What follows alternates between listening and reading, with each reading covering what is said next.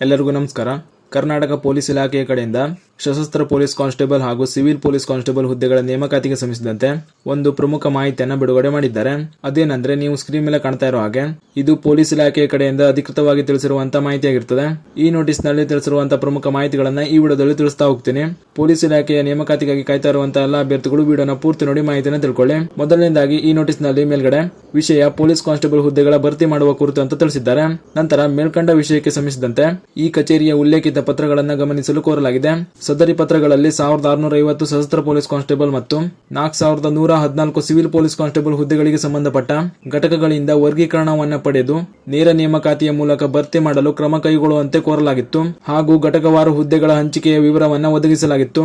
ಸದರಿ 1650 ಸಶಸ್ತ್ರ police constable ಮತ್ತು 4114 ಸಿವಿಲ್ ಪೊಲೀಸ್ ಕಾನ್ಸ್ಟೇಬಲ್ ಹುದ್ದೆಗಳನ್ನು ಆಡಳಿತಾತ್ಮಕ ಕಾರಣಗಳಿಂದ ಮರು ಹಂಚಿಕೆ ಮಾಡಲಾಗಿದ್ದು, ಘಟಕವಾರು ಹುದ್ದೆಗಳ ಮರು ಹಂಚಿಕೆಯ ವಿವರವನ್ನ ಅನುಬಂಧ ಅ ಮತ್ತು ಆರ್ ರಲ್ಲಿ ಲಗತ್ತಿಸಿದೆ ಹಾಗೂ ಸದರಿ ಹುದ್ದೆಗಳಿಗೆ ಸಂಬಂಧಿಸಿದಂತೆ ಸಂಬಂಧಪಟ್ಟ ಘಟಕಗಳಿಂದ ಪರಿಷ್ಕೃತ ವರ್ಗೀಕರಣವನ್ನು ಪಡೆದು ನೇಮಕಾತಿ ಪ್ರಕ್ರಿಯೆಯನ್ನು ಕೈಗೊಳ್ಳುವಂತೆ ಕೋರಲಾಗಿದೆ ಅಂತ ಮಾಹಿತಿಯನ್ನು ತಿಳಿಸಿದ್ದಾರೆ. ಅಂದ್ರೆ 1650 ಸಶಸ್ತ್ರ ಪೊಲೀಸ್ ಕಾನ್ಸ್ಟೇಬಲ್ ಮತ್ತು 4414 ಸಿವಿಲ್ ಪೊಲೀಸ್ ಕಾನ್ಸ್ಟೇಬಲ್ ಹುದ್ದೆಗಳಿಗೆ ಸಂಬಂಧಿಸಿದಂತೆ ಘಟಕವಾರು ಮರು ಹಂಚಿಕೆ ಮಾಡಲಾಗಿರುವಂತಹ ಹುದ್ದೆಗಳ ಮಾಹಿತಿಯನ್ನು ನೀಡಿದ್ದಾರೆ. ಘಟಕವಾರು ಮರು ಹಂಚಿಕೆ ಮಾಡಲಾಗಿರುವಂತಹ ಹುದ್ದೆಗಳ ಮಾಹಿತಿಯನ್ನು ನೋಡ್ತಾ ಹೋಗೋದಾದ್ರೆ ಇಲ್ಲಿ ನೀವು ಸ್ಕ್ರೀನ್ ಮೇಲೆ ಕಾಣ್ತಾ ಇರಬಹುದು. ಇದು ಸಶಸ್ತ್ರ ಪೊಲೀಸ್ ಕಾನ್ಸ್ಟೇಬಲ್ ಹುದ್ದೆಯಲ್ಲಿ ಘಟಕವಾರು ಹುದ್ದೆಗಳ ಹಂಚಿಕೆ ಮಾಡಿರುವಂತಹ ಮಾಹಿತಿಯಾಗಿರುತ್ತದೆ. ನಿಮ್ಮ ಘಟಕದಲ್ಲಿ ಎಷ್ಟು ಹುದ್ದೆಗಳನ್ನು ಹಂಚಿಕೆ ಮಾಡಲಾಗಿದೆ ಅನ್ನೋದ್ರ ಬಗ್ಗೆ ಮಾಹಿತಿಯನ್ನು ನೋಡ್ಕೊಳ್ಳಿ. ಜೊತೆಗೆ ನೀವು ಅರ್ಜಿ ಸಲ್ಲಿಸಲು ಬಯಸುವಂತಹ ಘಟಕಗಳಲ್ಲಿ ಎಷ್ಟು ಹುದ್ದೆಗಳನ್ನು ಹಂಚಿಕೆ ಮಾಡಲಾಗಿದೆ ಅನ್ನೋದ್ರ ಬಗ್ಗೆ ಕೂಡ ಮಾಹಿತಿಯನ್ನು ನೋಡ್ಕೊಳ್ಳಿ. ಇದಿಷ್ಟು ಸಶಸ್ತ್ರ ಪೊಲೀಸ್ ಕಾನ್ಸ್ಟೇಬಲ್ ಹುದ್ದೆಯ ನೇಮಕಾತಿಯಲ್ಲಿ ಘಟಕವಾರು ಹಂಚಿಕೆ ಮಾಡಲಾಗಿರುವಂತಹ ಹುದ್ದೆಗಳ ಮಾಹಿತಿಯಾಗಿತ್ತು.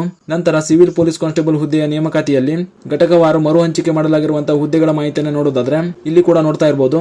ನೀವು ಅರ್ಜಿ ಸಲ್ಲಿಸಲು ಬಯಸುವಂತಹ ಘಟಕದಲ್ಲಿ ಎಷ್ಟು ಹುದ್ದೆಗಳು ಖಾಲಿ ಇವೆ ಅನ್ನೋದ್ರ ಬಗ್ಗೆ ಮಾಹಿತಿಯನ್ನು ನೋಡ್ಕೊಳ್ಳಿ. ಇದಿಷ್ಟು ಸಿವಿಲ್ ಪೊಲೀಸ್ ಕಾನ್ಸ್ಟೇಬಲ್ ಹುದ್ದೆಯಲ್ಲಿ ಖಾಲಿ ಇರುವಂತಹ ಹುದ್ದೆಗಳ ಮಾಹಿತಿಯಾಗಿತ್ತು. ಈ ಎರಡು ನೇಮಕಾತಿಗಳಿಗೆ ಆದಷ್ಟು ಬೇಗ ಇದೇ ತಿಂಗಳ ಒಳಗಾಗಿ ನೇಮಕಾತಿಯ ಅಧಿಸೂಚನೆ ಬಿಡುಗಡೆ ಮಾಡುವ ಸಾಧ್ಯತೆ ಇದೆ. ಆದ್ದರಿಂದ ಈ ನೇಮಕಾತಿಗಾಗಿ ಕಾಯ್ತಾ ಇರುವಂತಹ ಎಲ್ಲಾ ಅಭ್ಯರ್ಥಿಗಳು ನಿಮ್ಮ ಪರೀಕ್ಷಾ ತಯಾರಿಯನ್ನ ಮಾಡ್ಕೊಳ್ತಾ ಇರಿ ಹಾಗೂ ಈ ಮಾಹಿತಿಯನ್ನ ಪೊಲೀಸ್ ಇಲಾಖೆಯ ನೇಮಕಾತಿಗಾಗಿ ಕಾಯ್ತಾ ಇರುವಂತಹ ನಿಮ್ಮ ಸ್ನೇಹಿತರು ಶೇರ್ ಮಾಡಿ, ಅವರು ಕೂಡ ತಿಳಿಸಿ. ಜೊತೆಗೆ ಇದೇ ರೀತಿ ಮುಂಬರುವಂತಹ ಮಾಹಿತಿಗಳಿಗಾಗಿ ಚಾನಲ್ನ ಸಬ್ಸ್ಕ್ರೈಬ್ ಮಾಡಿ ಅಂತ ಹೇಳ್ತಾ ಈ ವಿಡಿಯೋನ ಇಲ್ಲಿಗೆ ಮುಗಿಸ್ತಾ ಇದ್ದೀನಿ. ಧನ್ಯವಾದಗಳು.